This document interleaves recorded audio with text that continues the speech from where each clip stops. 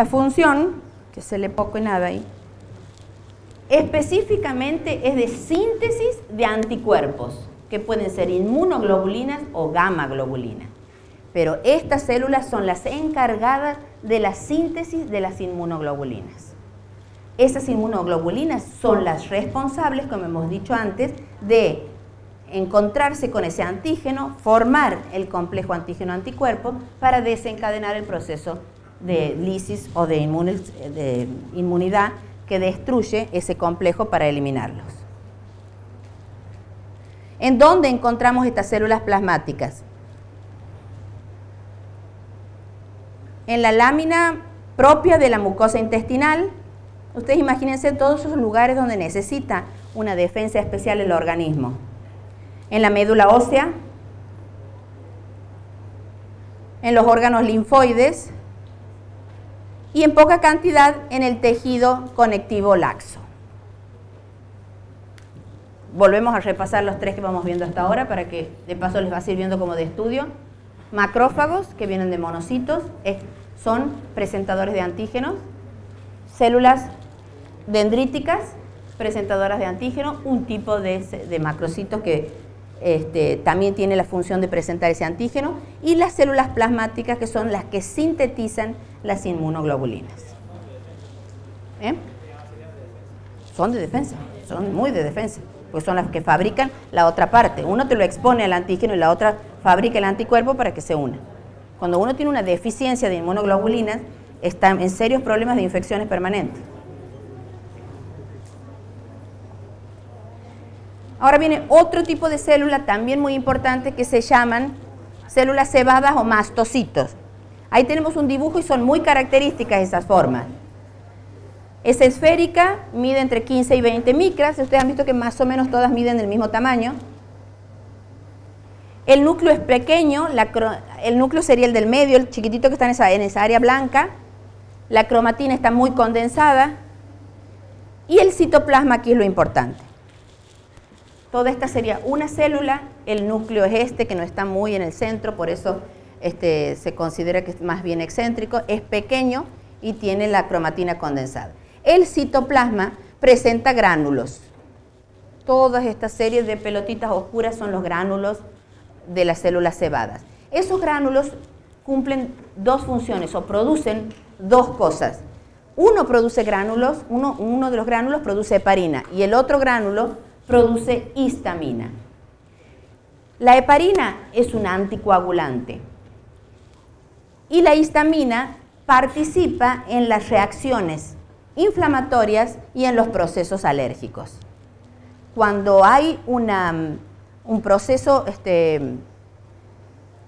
por ejemplo, de una lesión, se libera la histamina de los gránulos, las células cebadas son las que van a la lesión y produce la liberación de la histamina, que produce todos los síntomas de la inflamación.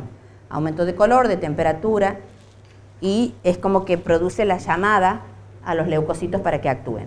Y en el caso de la histamina, en el caso de la alergia, es la responsable de todos los fenómenos que pueden desencadenar un proceso alérgico. Ustedes habrán visto que en casi todas las alergias, el tratamiento que se da justamente es un inhibidor de la secreción de la histamina, son los antihistamínicos, porque los síntomas del proceso alérgico están dados justamente por la secreción de esta histamina. Entonces, la característica más importante para que esto suceda es que tiene en la superficie de estas células unos receptores para la inmunoglobulina E. Ahí se forma el complejo inmunoglobulina-anticuerpo y eso va a desencadenar la liberación de los gránulos que tiene adentro, tanto de heparina o de histamina, dependiendo del caso y de la necesidad y del cuadro patológico o fisiológico de que se trate. La forma como libera esos gránulos es por exocitosis. Para que nosotros podamos determinar si hay la presencia o no de esas células, hay que teñirlas con colorantes que tiñan esos gránulos, que es como se los identifica. Esas granulaciones son metacromáticas. ¿Qué quería decir metacromáticas? Que se teñían de un color distinto del color del colorante. Si usamos azul de toluidina y se tiñe violeta, es una coloración metacromática. ¿Se acuerdan que hemos visto en la clase pasada? En cambio, el núcleo es ortocromático. Es azul de toluidina y se tiñe de azul.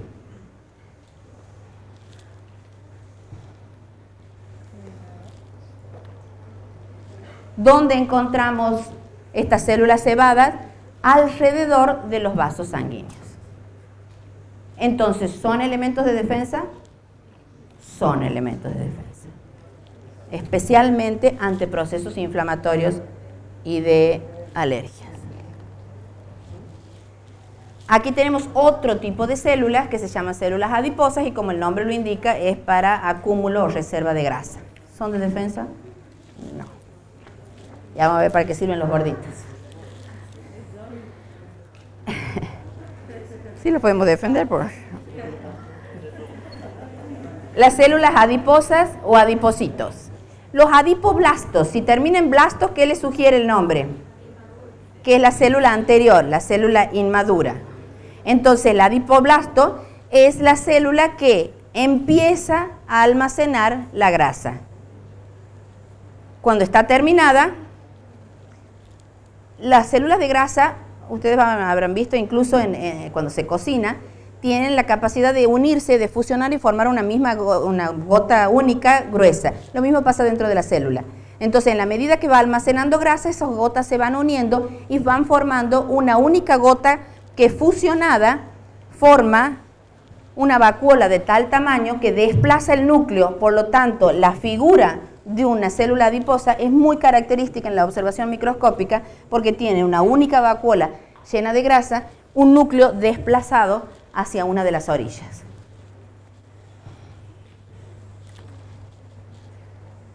Esa estructura, como queda el núcleo en una punta y todo finito el resto del citoplasma, parece un anillo donde la joya es el núcleo. Por eso se llama forma de anillo.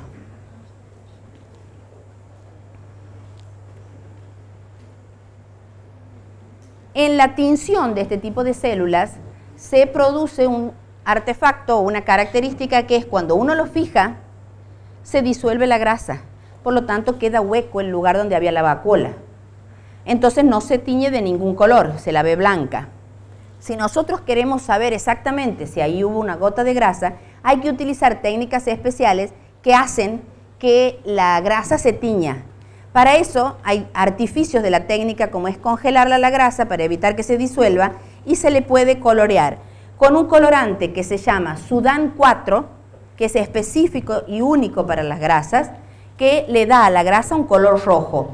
Y si no, hay otro tipo de colorante que es el ácido ósmico que le da una tinción de color negro. Entonces, si yo en una pregunta le digo, tengo una célula que me ha dado Sudan positivo, ustedes automáticamente me tienen que decir que tiene grasa. ¿Sí? Que es Sudan positivo. El Sudan 4 tiñe exclusivamente las grasas.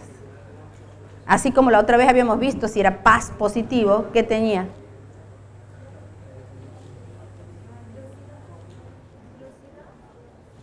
Glúcida. Bien, hidratos de carbono. ¿Y la que tenía el ADN positivo? ¿Qué coloración hemos visto para ADN típica, exclusiva? Por ahí escuchado.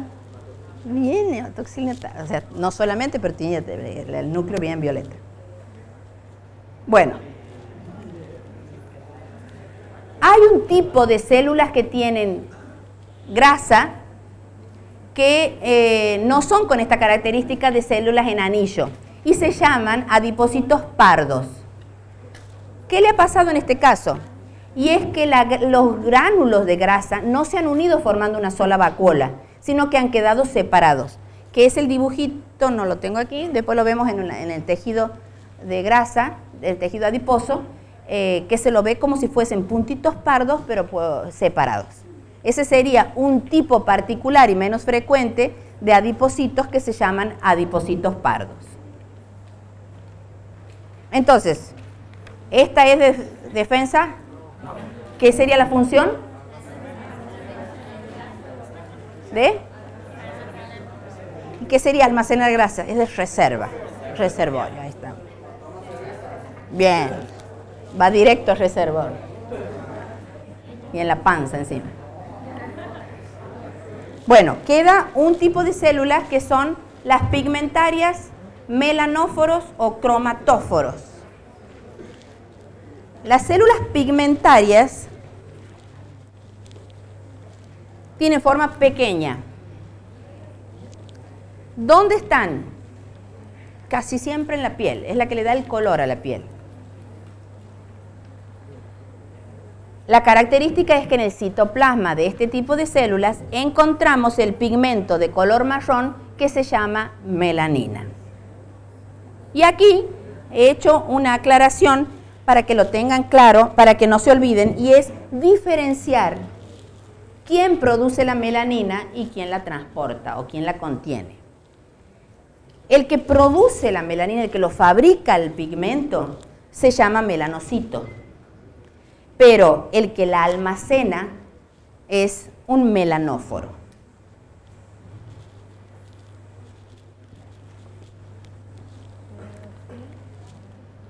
Existen otro tipo de macrófagos que tienen color o que son pigmentados, que son unos macrófagos que son las que absorben las partículas de carbono en el pulmón y se les llaman macrófagos del carbón del pulmón, que ahí tienen un corte para observarlo. Pero en términos cuantitativos y en términos de importancia, los que son con una particular importancia son los de la dermis de la piel que tienen la melanina. Y las últimas células de todos estos son los glóbulos blancos. Los glóbulos blancos se forman en la médula ósea y salen a la sangre a través de un proceso que atraviesan los vasos sanguíneos que se llama diapéresis, que es como si estuvieran reptando.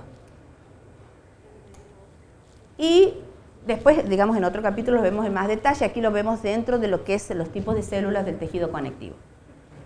Y tenemos distintos tipos de células o de leucocitos, que son los neutrófilos y eosinófilos, que mayormente los encontramos en la mucosa intestinal, los linfocitos, que son los que se van a agrupar y le van a dar origen a los nódulos linfáticos y a las placas de Peyer, y los monocitos, que hemos dicho que son los que van a dar origen a los macrófagos. ¿Estos son de defensa?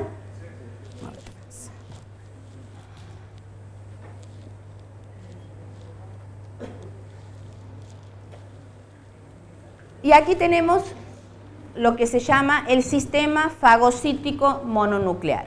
Sería el conjunto de células que participan en la defensa del organismo. Ese grupo de células están formadas especialmente por los monocitos en la sangre y los macrófagos en los tejidos que llevan o tienen distinto tipo de nombre. Y aquellas células que son de la defensa, que son entonces los monocitos en la sangre dentro de los tipos de glóbulos blancos o leucocitos, los macrófagos en los tejidos, la microglia o microglía, algunos le ponen acento, otros no, en el cerebro, las células de Kupffer en el hígado, las células de carbón, que se llaman en el pulmón, células del carbón, como carbón la tienen en el apunte, células alveolares también son las otras.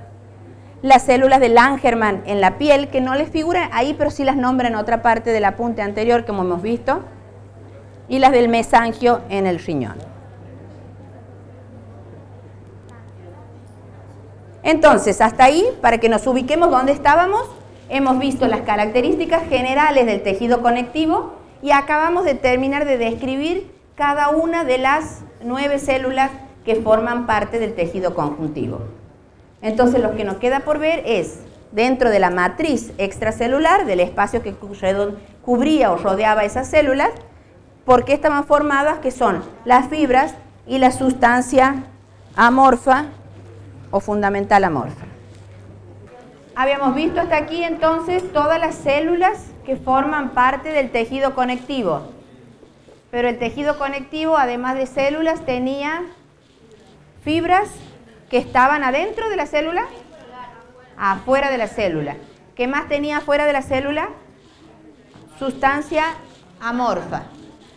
Entonces, ahora vamos a ver todas aquellas estructuras que están fuera del tejido, de las células del tejido conectivo, y entre esas empezamos por las fibras. Las fibras que forman parte del tejido conectivo principalmente son tres: las fibras colágenas, las fibras reticulares y las fibras elásticas. Vamos a ver qué característica tenía cada una. Las fibras colágenas son un grupo de 15 proteínas. El colágeno, que es el típico de la cara, que uno trata de mejorarlo, de mantenerlo para evitar el envejecimiento, es esto, las fibras del tejido conectivo.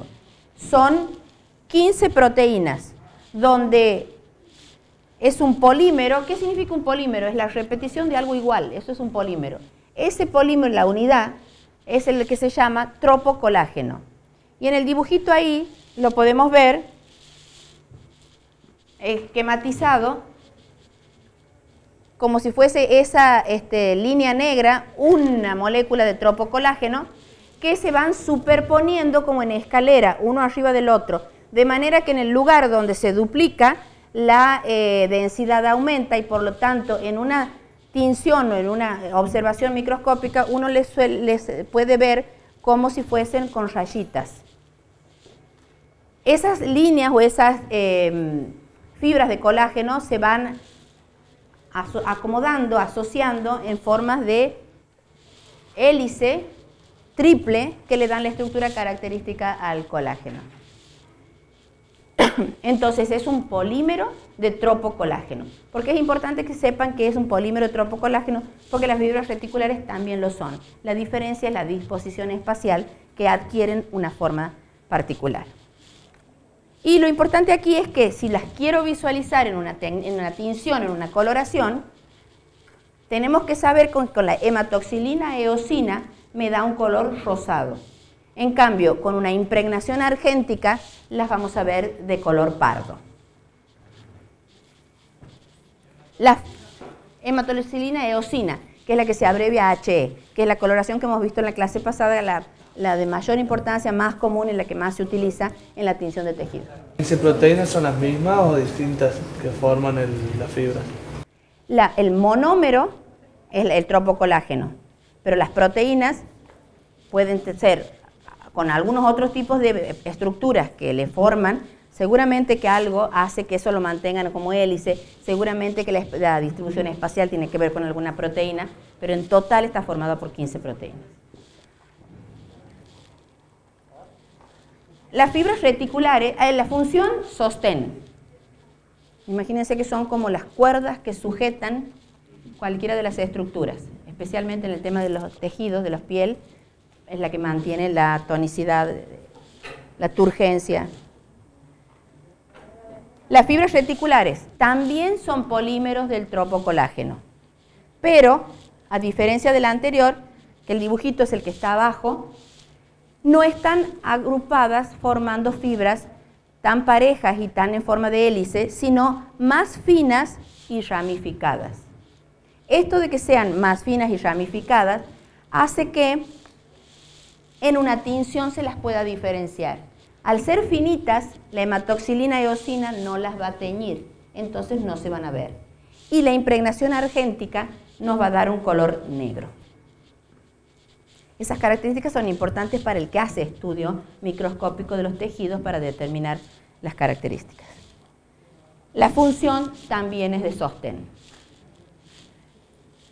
Y las fibras elásticas, el monómero en este caso, primero que están producidas por una célula que se llaman elastoblastos y están formando redes de una estructura que la ha descrito la otra clase parecida, que son las elastinas, y forman redes. Sí.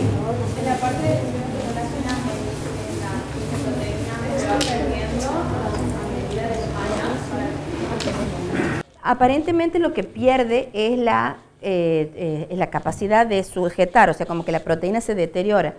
lo que se ha visto ahora, que no sé si habrán visto más de una vez, que hay métodos con calor, con láser, que lo que le harían es como tensarla, como estirarla de nuevo, para lograr que esto pueda volver a tener exactamente la forma para que pueda sostener la estructura.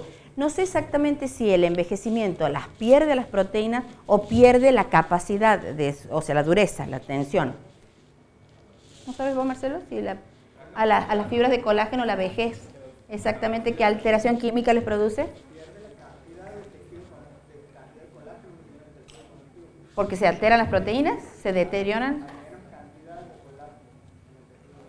Como que la fibra entera se perdería. Vos tienes que también tener en cuenta que todas las estructuras en el organismo no son desde que naces hasta que te mueres la misma, sino siempre hay una rotación, hay una célula que se muere, otra célula que nace y fabrica. Entonces, esa capacidad de reponer la estructura que se deteriora o que se destruye es lo que el envejecimiento no lo tiene o lo tiene más lerdo. O sea, nosotros no tenemos la misma el colágeno que cuando hemos nacido, sino que se destruye y se va reponiendo. Entonces, tal vez en esa capacidad de reposición es que falla. Entonces, en vez de haber, por decirte, 50 fibras de colágeno que me sujetan este músculo para que esté sin arrugas, tal vez a esta altura me fabrica mucho menos y eso hace que como que le has quitado más la estructura o la malla.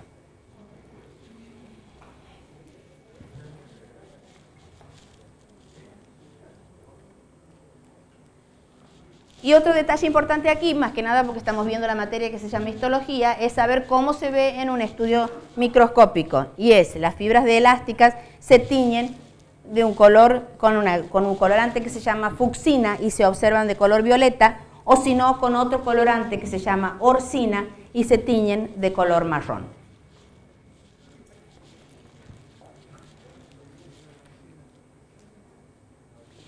Esta estructura de las fibras elásticas forma parte especialmente de las arterias, porque le dan esa capacidad de poder estirarse o modificarse y de volver a su forma original.